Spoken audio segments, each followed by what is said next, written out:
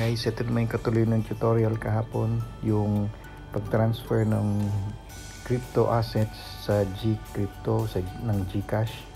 So pag natanggap nyo na yung Gcrypto ninyo, yung asset sa Gcrypto, mapupunta dito may peso value na yon, kung magkano yung naging amount.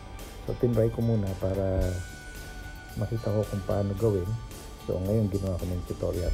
Ganito pala yan. Pagka nandito na sa Gcrypto mo yung tin-transfer mo, ang next na gagawin mo is ta-transfer mo naman tong Gcrypto na converted to peso papunta ng Gcash wallet. So paano mo gagawin yun? Dito sa ilalim merong portfolio. So eto ngayon yung portfolio mo, yung USDT na tin-transfer. Click mo lang yan, then punta ka dun sa sell. Okay, so magbebenta ka ngayon ng USDT mo, tapos papunta ng PHP. So ginawa ko na yan, i-enter ko lang yung amount ng PHP 100, then sa ilalim yan i-confirm mo na yung code, then confirm. So pagkatapos nun,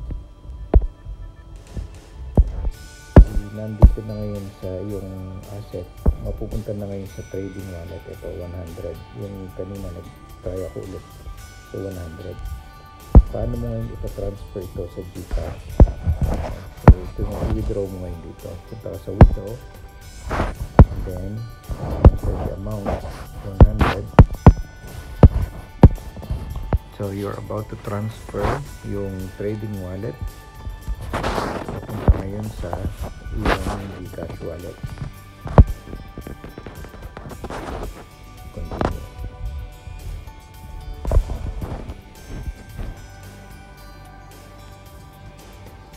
Then magsasend ng 6 digits sa iyong email.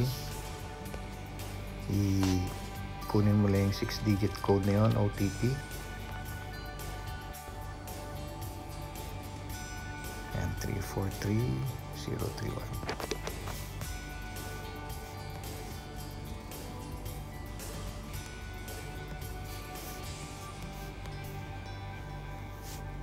Then submit code.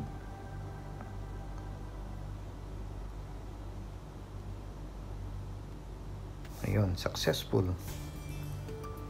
Okay, ganun lang. Then punta ka ngayon sa Gcash wallet mo. Madadagdag na ngayon. Yun na, nadagdag na. Okay, so yan, pwede mo nang i-transfer ngayon yung pera. Pwede ka mag-load ng cellphone, pwede ka magpadala ng pera, send sa Gcash to Gcash, and any other feature ng Gcash. Ayan na. Okay, hope you enjoyed. Thank you.